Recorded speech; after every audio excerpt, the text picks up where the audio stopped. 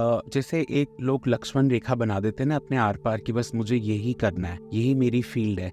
हम 9वीं क्लास में ही 8वीं क्लास में ही डिसाइड कर लेते हैं कि आगे चल के हमारा फील्ड क्या होगा। वो मुझे फील्ड को रिस्ट्रिक्ट नहीं करना था, अपने आप को रिस्ट्रिक्ट नहीं करना था। That is why I wanted to work for humanity that encapsulates everything, चाहे वो वुमेन राइट्स के ऊपर हो, सैनिटेशन के ऊपर हो, एजुकेशन के ऊपर हो, स्किल डेवलपमेंट के ऊपर हो।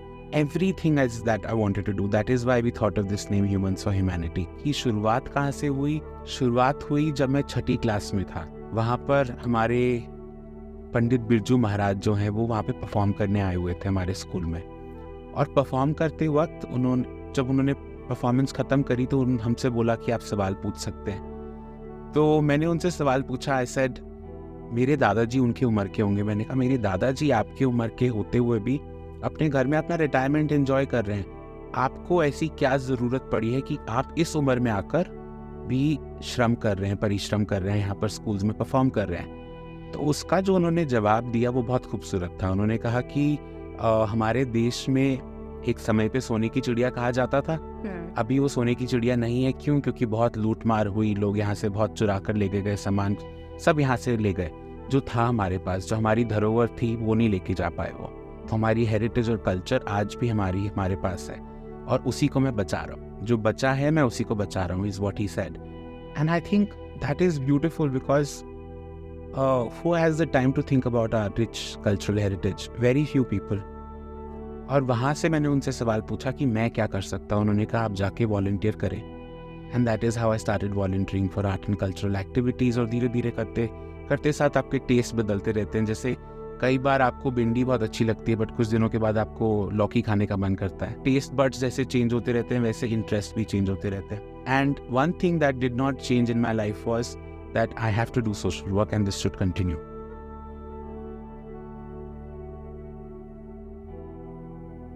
माई father told me long ago, he said जिस फील्ड में तुम जा रहे हो ना, ये फील्ड में बहुत पेशेंस की ज़रूरत है। वो पेशेंस की ज़रूरत इसलिए है because everything will move like a snail. आप किसी का माइंडसेट बदलना चाहते हो, वो बहुत समय लेने वाली प्रोसेस है। बिल्कुल। So it will not happen over a day, over a week, over a year. It will take years to change someone's mindset, but yes that mindset is changing today. किताबें हम लोगों को हर रोज़ कुछ ना कुछ सिखाती हैं और हम लोग अपनी छोटी सी दुनिया में, इतनी बड़ी पृथ्वी के इतने छोटे से हिस्से में, एक छोटे से शहर में, एक छोटी सी गली में रहते हैं, पर हमको लगता है हमको बहुत कुछ पता है। पर जब वो किताबें हम लोग खोलते हैं ना, तब हमको समझ में आता है कि नहीं, वी डोंट नो एनीथिंग। आप और सब छोड़ो, आप अपनी रिलीजियस टेक्स्ट को ही पढ़ना शुरू कर दो, अपनी धर्म किताबों को पढ़ना शुरू करोगे ना, तो आप बोलोगे ये क्या है, ये तो हमने कभी पढ़ा ही नहीं, ये तो हमें मालूम ही नहीं है। There is so much to learn from. In fact today I am carrying a book because I was reading while I was coming here and I was seeing that, oh my God, there's so many things that I don't know about. हमको कई बार बचपन में हमारे parents बोलते हैं, क्योंकि I come from a Hindu background, my parents taught me the mantras. ये मंत्र उच्चारण करो, ये मंत्र सीखो, बट उसका मीनिंग किसी ने नहीं समझाया। हम लोग बेवकूफ़ों की तरह पूजा करते हैं, जहाँ हमको पता ही नहीं कि उस मंत्र का जिसका हम उच्चारण कर रहे हैं उसका मतलब क्या है। So it is very important to learn what you are doing, to understand what you are doing. आप एक काम को समझ के साथ कि वो काम क्या है उस तरीके से करें और एक बार बिना समझे करें, तो आप एक फॉर्मेलिटी कर रहे हो सिर्फ, और यहाँ समझ के आप अच्छी श्रद्धा के साथ वो कर रहे हो क्योंकि now you understand what you are doing. So I think it is very important to understand things, read books. And जहाँ तक आपने बात कहा कि लोग कहते हैं कि पीरियड्स एक प्रॉब्लम है, I have always said periods are not a problem. Poor menstrual hygiene is a problem. Periods is not an issue. You have made an issue out of it. So I think the poor menstrual hygiene जिसकी वजह से कितने लोगों की death होती है, वो एक प्रॉब्लम है जिसको हमको इरेडिकेट करना है, हटाना है। Yes. और मैं भी हर दिन सीखता हूँ, मुझे तो किसी ने बताया नहीं कि अच्छा ये होता है वो होता है। धीरे धीरे करके I started learning about it. And so self care के बारे में महिलाओं को वैसे भी बहुत प्रॉब्लम होती है बिकॉज हमेशा उनको वो रिस्पॉन्सिबिलिटी दी जाती है कि आप अपने परिवार का ख्याल रखो, अपने बच्चों का ख्याल रखो, आपको अपने घर का ख्याल रखना है। बट कितने लोग सिखाते हैं कि आपको अपना भी ख्याल रखना होता है। And it's not about men and women, it's about everyone. How many times have we been taught that you have to take care of yourself? बहुत कम बार हमको बोला जाता है कि अपना ख्याल रखो।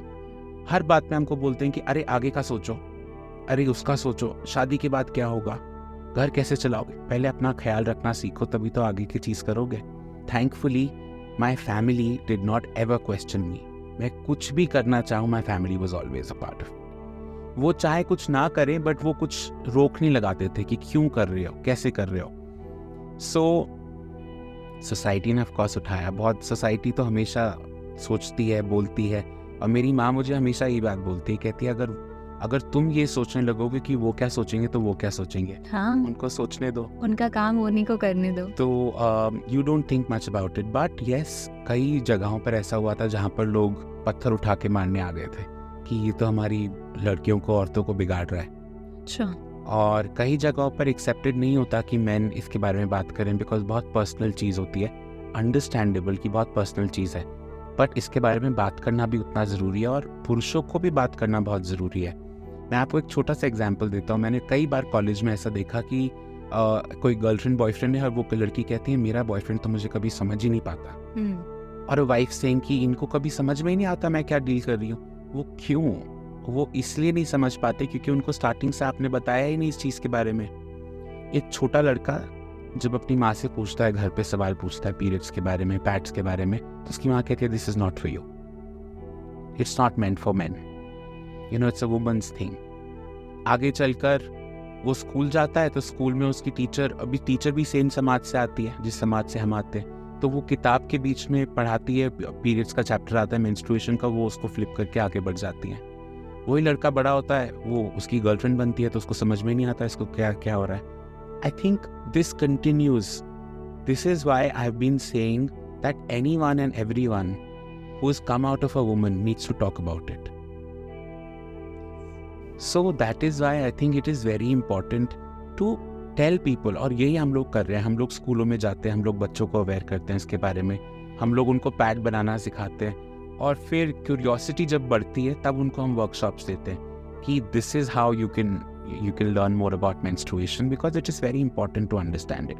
That whole taboo needs to end. महिलाएं गंदा कपड़ा इस्तेमाल करती हैं, जो कि झोपड़ी में नहीं, अच्छे घरों में भी औरतों को कई बार वो फैसिलिटीज़ नहीं होती क्योंकि शायद उनके लिए वो ज़रूरी ना हो। तो सबसे पहली बात है जानकारी। ये हमको सोशल वर्क करते हुए पहले ये देखना है कि अगर वो गंदा कपड़ा इस्तेमाल कर रही है तो वो क्यों कर रही है, अगर वो राख का इस्तेमाल कर रही है तो वो क्यों कर रही है। वो इसलिए कर रही हैं क्योंकि उनके पास कोई इन्फॉर्मेशन नहीं है। एक तो सही इन्फॉर्मेशन, राइट इन्फॉर्मेशन। दूसरा एक माइंडसेट है। वो माइंडसेट ये है कि आपने कई बार सुना होगा, लोग कहते हैं ये टेबल पे कुछ गिर गया है, ज़रा गंदा कपड़ा लेकर आना, साफ़ करना है। आप किसी चीज़ को साफ़ करने के लिए गंदे कपड़े का इस्तेमाल करते हैं। तो मानसिकता जो है वो बदलना बहुत ज़रूरी है, क्योंकि कई बार इन महिलाओं को बोला गया और सालों से बोलते आ रहे हैं कि ये गंदी प्रोसेस है, menstruation is dirty, periods are dirty, ये गंदा खून है, ये गंदी प्रोसेस है।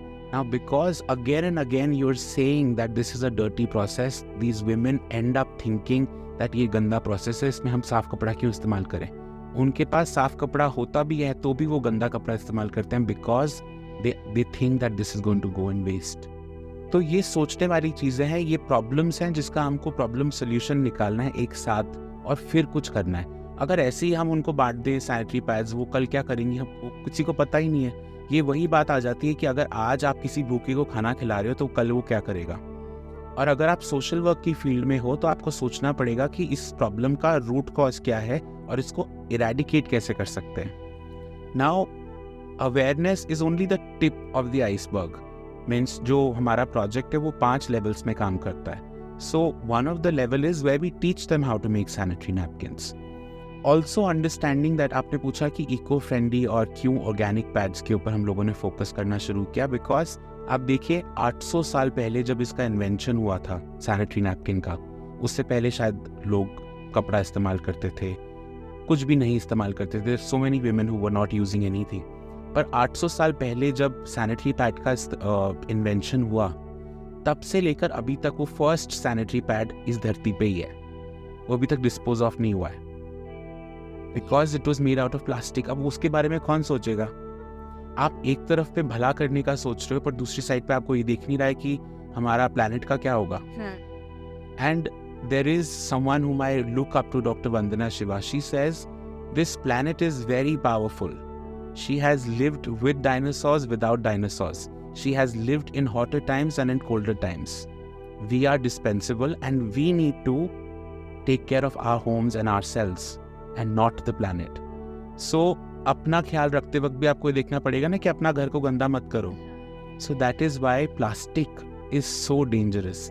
Second thing is that I used to go for talks to a lot of schools and colleges, and एक बहुत ही reputed women's college में जाके मैंने उनसे एक सवाल पूछा. I said, how many of you know that what is your sanitary pad made of?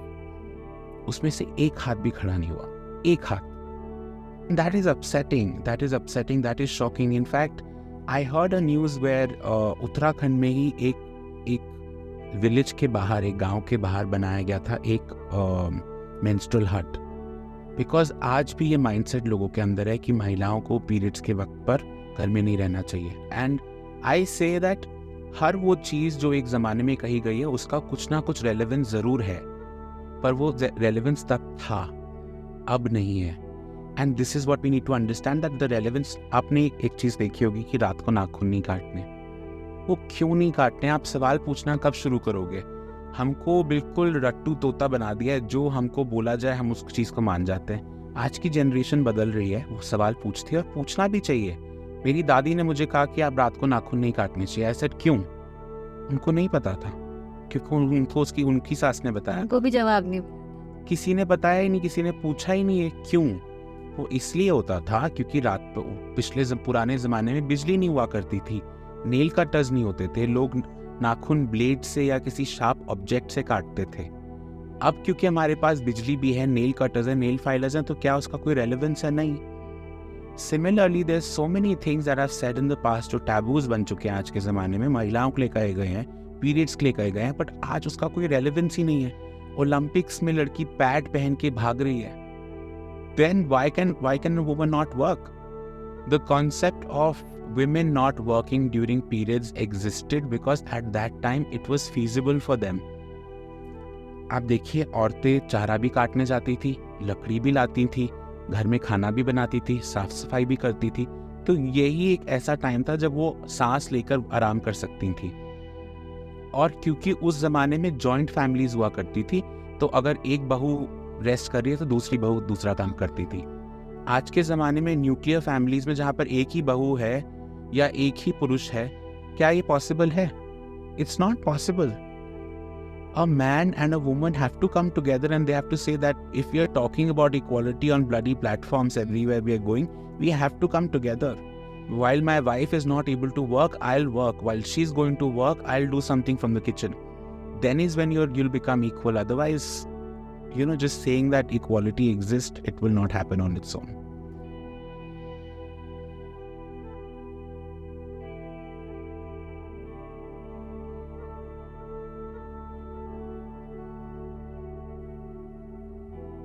When I got into social work, I understood that what is the difference between social work and charity.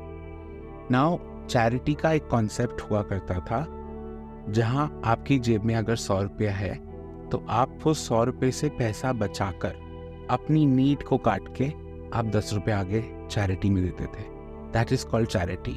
Today the concept is कि अगर अनुराग को ये कुर्ता नहीं पहनना है, ये पुराना हो गया है, तो वो उसको उतार के बोलता है मैं इसको डोनेट कर रहा हूँ, बल्कि उसका सही वर्ड है मैं इसको डिस्कार्ड कर रहा हूँ. So understand that when you do charity you have to cut on your needs and then give that money or whatever you're giving to someone who's in need of that.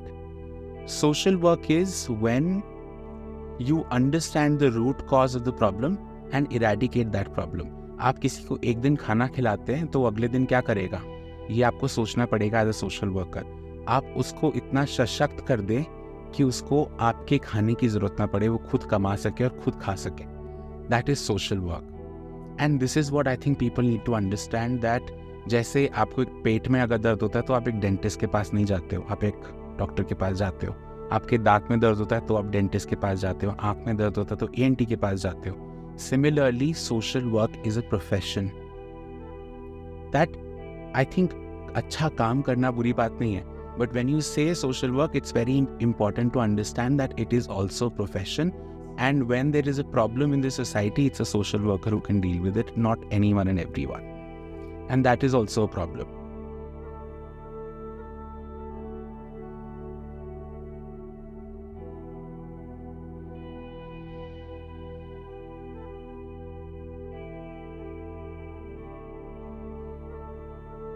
मैं travel करता हूँ सिर्फ अपने लिए and अपनी खुशी के लिए, एक नई चीज़ देखने के लिए, एक नया पन्ना देखने के लिए, क्योंकि हर जगह कुछ ना कुछ अलग होता है. अभी आप इंडिया में देखिए, अगर आप इंडिया में ट्रैवल करें तो हर जगह अलग लैंग्वेज है, अलग पानी है, अलग खाना है, अलग ट्रेडिशंस हैं. तो वो सब मुझे वहाँ से सीखने को मिला.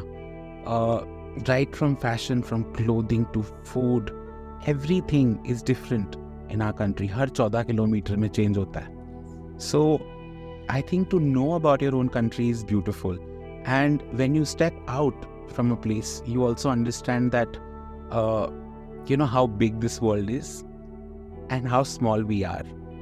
Because some people, they think that they're bigger than the world, they are so big, but you're not. It's just a very small part of it. And when you step out in this big world, you understand that yes, that's true.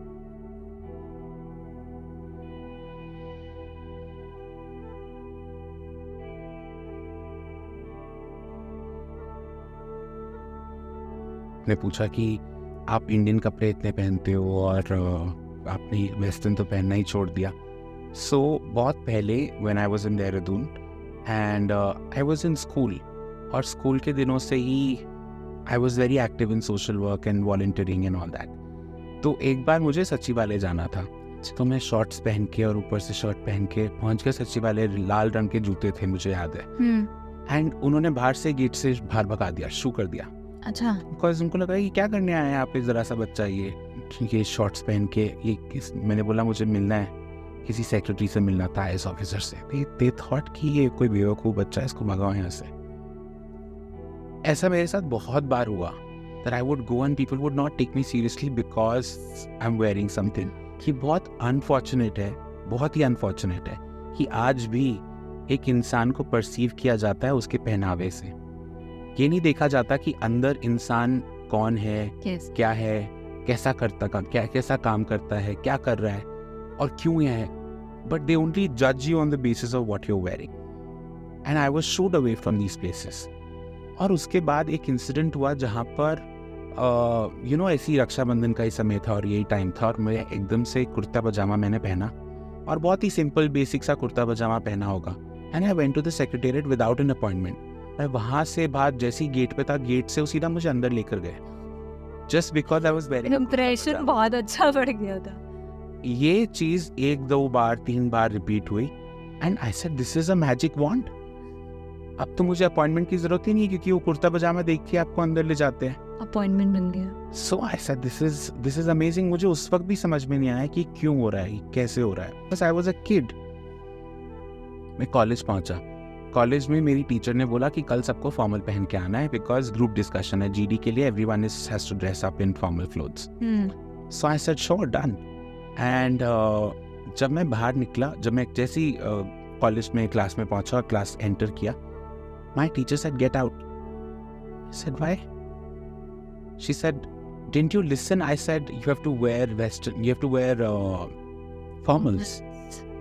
I said, but you didn't say Western formals. You said formals. I'm wearing Indian formals. And she was quiet. She said, okay, come inside. She called me inside and she said, आज आप GD नहीं दोगे. Tomorrow you will give a presentation on power dressing. I said, वो क्या होता है?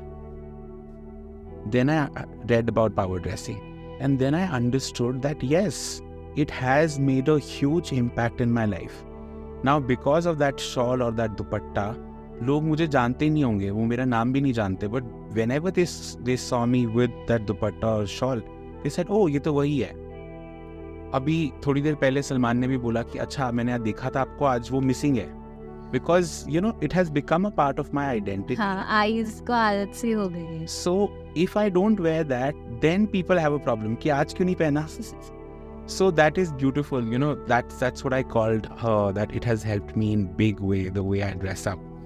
And कोई भी मुझसे पूछता है कि are you in a relationship? I said yes, with fabrics, with clothing, because I'm in love with these clothing, with these fabrics. Such is the condition of our country, where people are well aware of problems and solutions, but they're paralyzed from here. So I think we all should get over this paralysis and do something, because everything that goes wrong in our society goes wrong because we don't take a step at some point of time. So I think it's time for all of us to wake up, like really wake up from this phase and do something for the society. Whatever we can do, we must do for the society.